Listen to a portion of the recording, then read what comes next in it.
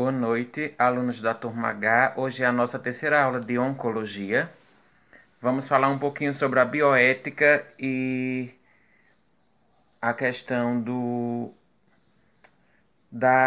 gerenciamento de enfermagem nos centros de tratamento oncológicos. Muitos de nós poderemos nos formar para atuar no serviço de oncologia. Pode ser que a nossa primeira oportunidade de trabalho seja em um centro especializado para o tratamento do paciente com câncer. É por isso que eu acho que essa disciplina para nós é tão importante quanto outras que são fundamentais para a formação profissional da gente. Qualquer um de nós podemos pegar em algum plantão um paciente oncológico para cuidar dele. Podemos também transferir ou acompanhar numa transferência um paciente em uma situação de emergência oncológica. E aí a gente vai ter que utilizar alguns termos, alguns fatores que estão muito envolvidos com a questão ética, a bioética e também o gerenciamento de enfermagem diante de um paciente oncológico. Então vamos aqui introduzir essa nossa aula falando um pouquinho sobre a contextualização da rede de atenção às pessoas com doenças crônicas. A gente vai ver mais adiante que existe uma portaria que protege as pessoas vítimas de doenças crônicas. Não somente o câncer é uma doença crônica. É importante a gente deixar claro aqui que nós temos doenças respiratórias, doenças cardiovasculares, nós temos doenças imunológicas, que elas têm assim um caráter crônico, assim como o câncer. E o que significa uma doença crônica? Significa que o paciente passa anos e mais anos, um longo período, prolongado esse período, de convívio com essa doença, onde esse paciente vai ter um tratamento e para poder controlar essa doença exige um longo percurso. A Política Nacional de Prevenção e Controle do Câncer. Essa política ela é instituída pela portaria número 140. Todo paciente com diagnóstico laboratorial de câncer, ele poderá ser incluído na Política Nacional de Atenção ao Paciente com Câncer, onde essa política ela vai promover alguns direitos básicos do paciente com câncer para que ele possa realizar o seu tratamento, ter acesso aos medicamentos, à quimioterapia, à radioterapia. Se for uma indicação de cirurgia oncológica, que esse paciente seja submetido à cirurgia dele, que ele receba todos os medicamentos paliativos, ou toda a qualidade, assistência psicológica com qualidade. Tudo isso faz parte da Política Nacional de Prevenção e Controle do Câncer. E quando a gente fala prevenção, a gente quer dizer que antes de tratar um paciente de câncer, nós devemos trabalhar em nossa comunidade a questão preventiva, para que as pessoas não venham, ao longo prazo, adoecer ou ser portadora de algum tipo de câncer. Com relação ao plano de enfrentamento, nós temos 3 eixos. O primeiro deles é a vigilância, monitoramento e avaliação. Esse primeiro eixo ele pode ser estabelecido tanto na atenção primária à saúde, que muitas vezes a atenção primária à saúde é a porta de entrada para esse paciente oncológico. Por exemplo, a mulher às vezes só descobre que tem um câncer de colo de útero porque foi no posto de saúde, na unidade de saúde, e fez um exame de prevenção. E aí acusou uma lesão precursora, um NIC, esse NIC pode ser 1, 2 ou 3, que são as lesões precursoras do câncer. E aí muitas vezes se descobre também uma neoplasia intraepitelial, ou seja, um câncer de colo do útero, sendo que a primeira porta de entrada dessa mulher foi na atenção básica. Então, primeiro de tudo, nós temos que ser vigilantes. Essa vigilância começa na prevenção, nos cuidados preventivos, na atenção básica. Nós devemos monitorar exatamente essas pacientes que fazem exames preventivos ou de rastreamento, ou os homens também que fazem seu exame preventivo. Isso é uma forma de monitoramento e avaliar. Precisamos avaliar se as nossas ações estão surtindo efeito a nível ali de prevenção do câncer. Na questão da prevenção e promoção da saúde, é o que a gente trabalha na nossa comunidade e as orientações básicas para que as pessoas se protejam e não adoeçam a longo prazo de doenças crônicas ou de câncer. Então, quando eu trabalho, por exemplo, um grupo de tabagistas, para que eu consiga que a maior parte deles, ou eles todos, deixem de fumar, é porque eu estou prevendo, estou trabalhando ali o cognitivo comportamental desses pacientes para a prevenção de um problema futuro, que seria uma lesão pulmonar, um carcinoma pulmonar provocado pelo tabagismo. E o cuidado integral é todo o cuidado que é dado ao paciente oncológico. Esse paciente que tem câncer, ele precisa de um atendimento integral, ou seja, ele não vai apenas ser submetido à quimioterapia ou à radioterapia para combater o câncer dele. Por trás do câncer dele, esse paciente ele pode ser um obeso, que vai necessitar realizar uma atividade física, por exemplo, para emagrecer. Ou esse paciente com câncer, ele pode ter um problema de cárie dentária, que vai necessitar de um atendimento odontológico para tratar aquelas cáries e promover saúde bucal. Esse meu paciente com câncer, ele, por exemplo, pode estar gestante, ela pode ser uma gestante portadora de câncer, então ela vai necessitar de toda a assistência pré-natal, tudo aquilo que está além do tratamento para o câncer, mas que também faz parte da saúde desse indivíduo. É o que a gente diz cuidado integral. Com relação à rede de ações prioritárias para o paciente com câncer. Primeiro, qualificação e educação. Os profissionais de saúde que atuam, que agem para promover saúde, e principalmente nessa parte específica da oncologia, eles precisam ser qualificados. Então, eu não posso simplesmente jogar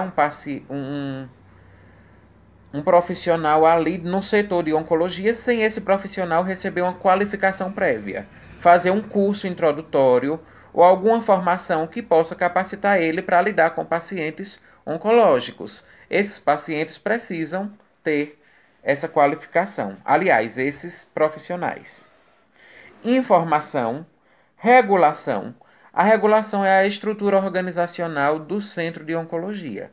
Então, para poder eu ter uma regulação, eu preciso ter atendentes, eu preciso ter uma equipe de recepcionistas que possam atender essas ligações dos pacientes com câncer para remarcar consultas, exames ou reagendamentos. Então, por isso que é muito importante a questão da regulação. E promoção da vigilância em saúde.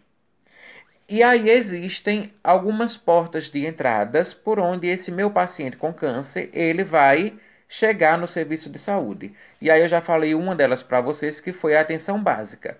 Mas existem também outras. Por exemplo, a Rede Cegonha, que é aquele programa, né, do governo federal para acompanhar gestantes e crianças.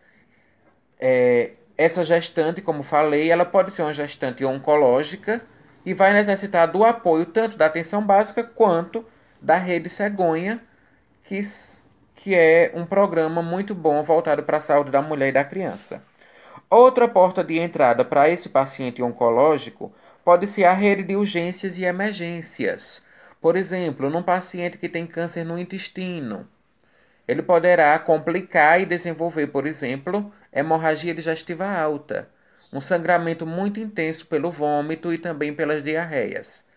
Então, esse paciente ele vai ser acolhido por onde? Por um serviço de emergência. Naturalmente, é para uma unidade de emergência que esse paciente será levado numa situação de emergência oncológica, né? Como a que eu citei, a questão do câncer do intestino que promove hemorragias digestivas. Então, a rede de urgência e emergência também é uma porta de entrada. Os CAPs, principalmente aqueles que tratam pacientes com distúrbios mentais ou distúrbios de álcool e outras drogas dependentes químicos. A gente viu que o alcoolismo está muito atrelado com a questão do câncer de fígado a longo prazo.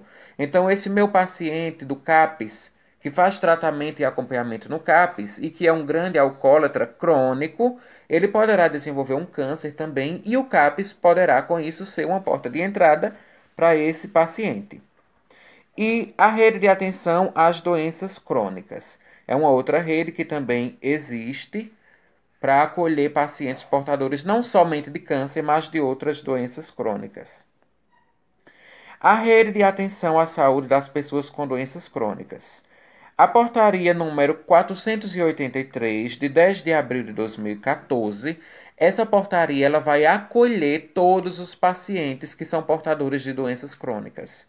Seja câncer, seja diabetes, seja hipertensão, seja problemas imunológicos, tabagismo, obesidade, alcoolismo. Então essa portaria ela confere uma série de ações voltadas para cada uma dessas situações clínicas de problemas de saúde crônicos que são atendidos diariamente no serviço de saúde.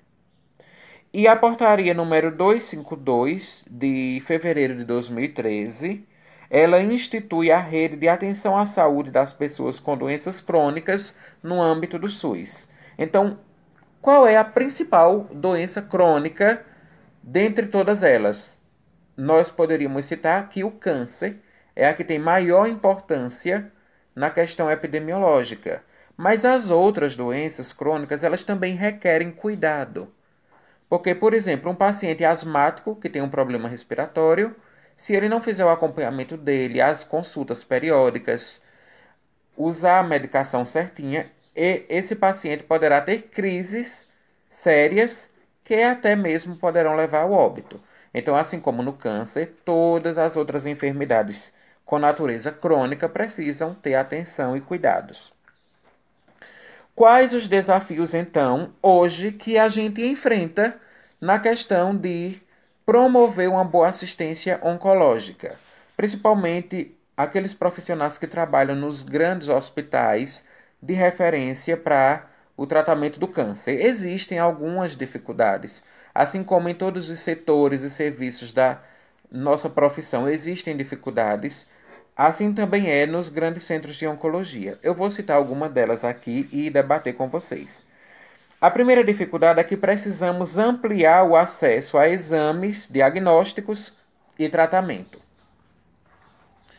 Existe uma lei, que eu vou falar dela mais adiante com vocês, que é a lei dos 60 dias.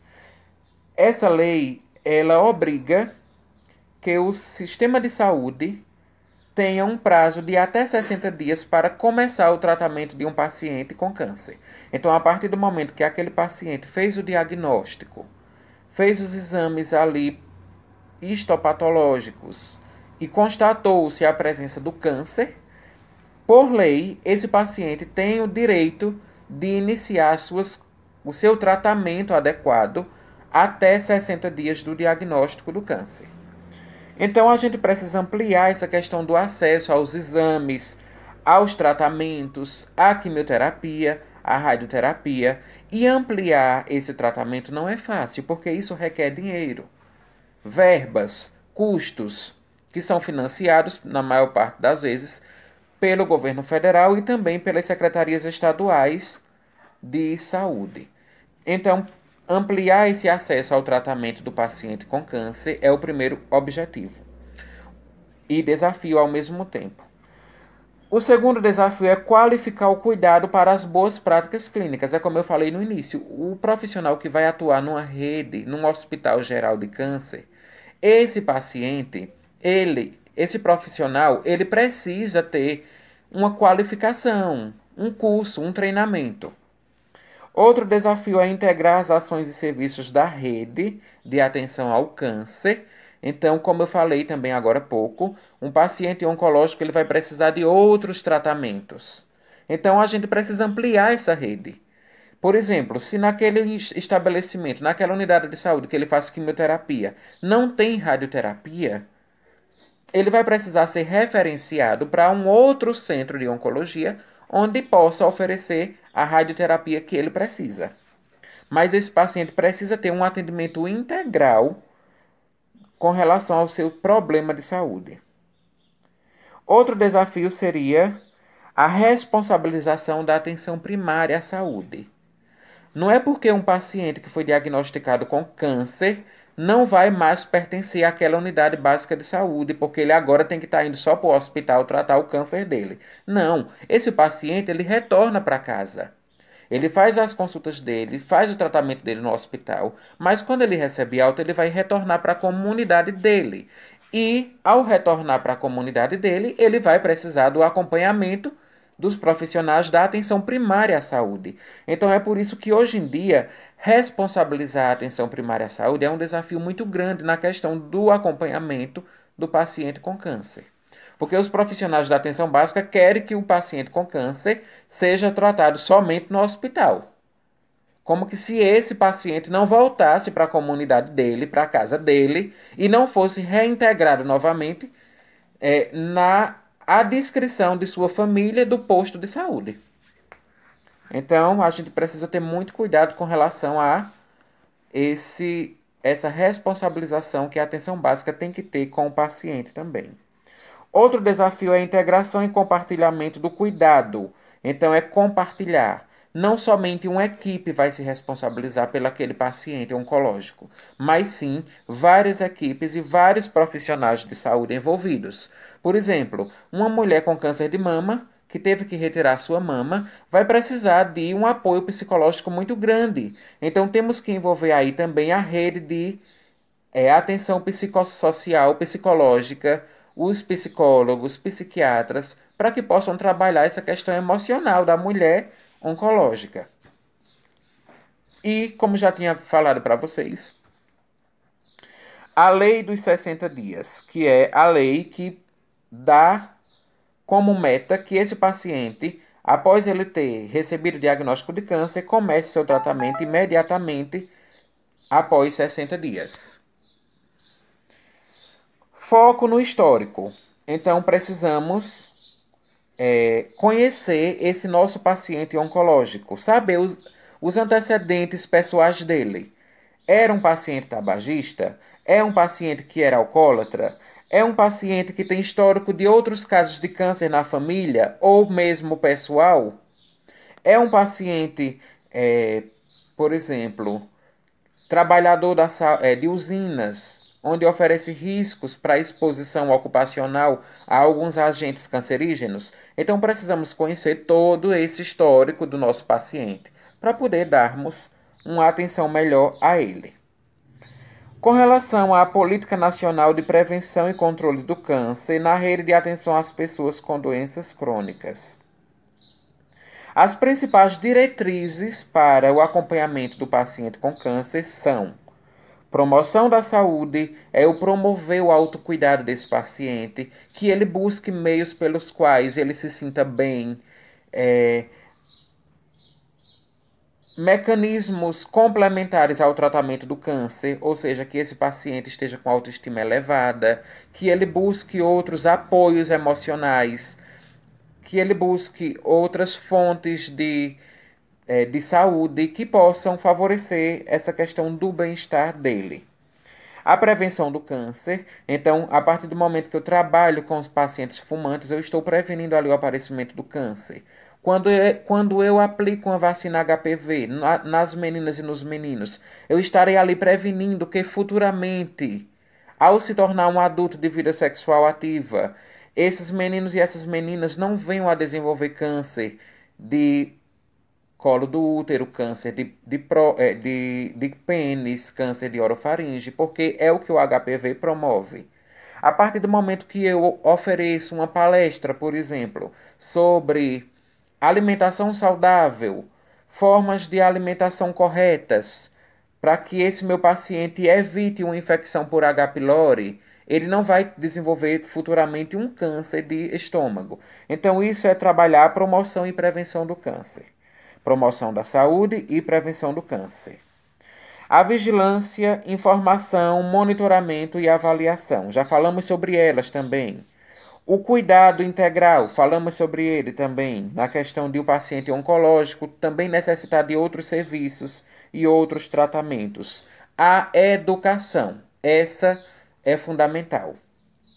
Para que o meu paciente com câncer, ele seja educado e também a família que está lidando com ele. Educação em saúde é tudo. Formas de proteção, de prevenção, de educação para prevenir o agravamento daquele câncer, daquele problema. Então, isso é muito importante e é fundamental no nosso trabalho. E comunicação em saúde. A comunicação é a forma com a qual eu interajo com o meu paciente. É um mecanismo pelo qual eu vou dialogar, eu vou participar orientando. Esse meu paciente vai receber orientações minhas.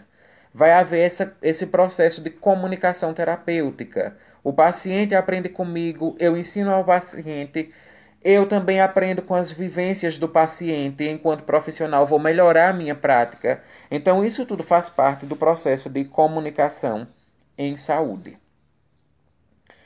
Com relação à revisão da portaria 714,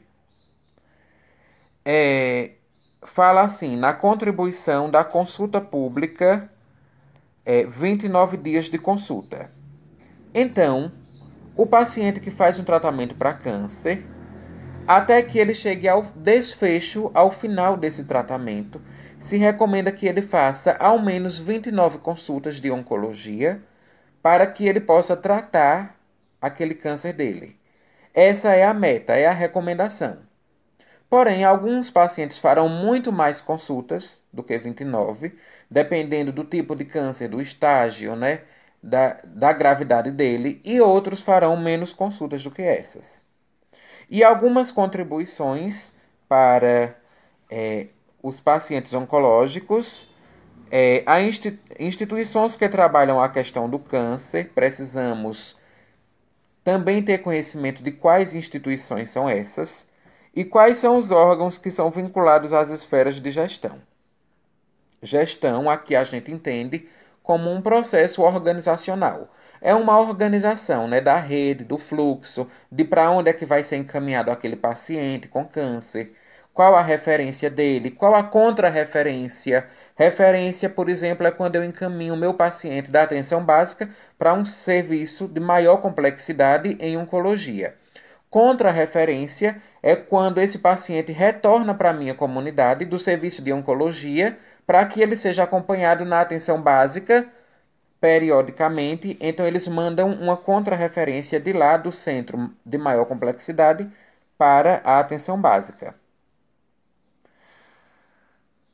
Teor das principais contribuições. Presença de cirurgião oncológico em todas as unidades habilitadas. Nós vamos estudar mais adiante um pouco sobre o que são CACOM e UNACOM. Eles são grandes hospitais de referência. Em todos os estados existem esses hospitais de referência para o tratamento do câncer. Aí existe a diferença entre CACOM e UNACOM, que eu vou falar já já para vocês. Mas ele recomenda que em todos os centros oncológicos, os hospitais de grande porte para tratar o câncer, que haja obrigatoriamente a presença de um cirurgião oncológico. É aquele médico que tem a formação específica para cirurgia de oncologia, para retirada de tumores. Então, isso aqui, por lei, é obrigatório que todas as unidades de oncologia tenham cirurgião oncológico. Questões relativas às unidades, oferecer informação para os trabalhadores do hospital, os técnicos, os enfermeiros, a equipe de psicologia, os médicos, que todos eles tenham formação, tenham cursos de qualificação, cursos de residências, cursos de aperfeiçoamento, tudo isso contribui para a formação dos trabalhadores de saúde em oncologia. Especificidades do atendimento oncológico pediátrico. Então, algumas redes, alguns hospitais de grande porte, eles têm também a ala pediátrica, exclusivamente para tratar os casos de câncer pediátrico na infância. Isso também está previsto em lei. A presença do médico em todos os estabelecimentos que realizam radioterapia. Tem que ter um médico no estabelecimento que realiza radioterapia. Esse médico ele poderá ser um médico oncologista ou então ter outra especialidade. Mas, por lei, é obrigatório que se tenha um médico, porque o tratamento com radioterapia, ele requer ali um cuidado minucioso do médico. Ele promove alguns efeitos colaterais, tem que o médico estar ali acompanhando a evolução desse paciente, se esse paciente está reagindo bem à radioterapia ou se ele está tendo alguns efeitos indesejáveis. Então é por isso que é obrigatório haver a presença do médico nesses estabelecimentos. Outra coisa é a prorrogação do prazo para a consulta pública. Ou seja, por algum motivo o meu paciente de oncologia perdeu a consulta, foi porque o transporte quebrou, ou então atrasou, ou por algum outro motivo de força maior, por lei, esse meu paciente ele tem o direito de remarcar essa consulta em um prazo mínimo de tempo possível. Porque o paciente com câncer, ele não espera. Ele não espera. Outras doenças, principalmente aquelas doenças mais brandas, que não são muito graves, elas até podem esperar por um atendimento por maior tempo. Só que o paciente oncológico não dá para esperar porque ele vai agravar cada dia mais que ele passa sem atendimento. Então a lei diz que aquele paciente que perdeu a consulta por algum motivo de força maior, que esse paciente reagende essa consulta, consiga reagendar essa consulta num período mais próximo possível. Questões acerca das modalidades de habilitação, formação de complexo hospitalar. Então, a lei também prevê que os hospitais sejam equipados com tudo, todos os equipamentos técnicos, medicamentos, também a questão dos recursos humanos, que hajam profissionais em quantidade suficiente para o tratamento desse paciente. Então, é a complexidade da rede hospitalar e também especificidades da assistência farmacêutica. Todo paciente de oncologia que é portador de algum tipo de câncer, por lei, ele tem direito à assistência farmacêutica. Ele tem que ter acesso aos remédios dele e fazer esse tratamento conforme preconiza a lei.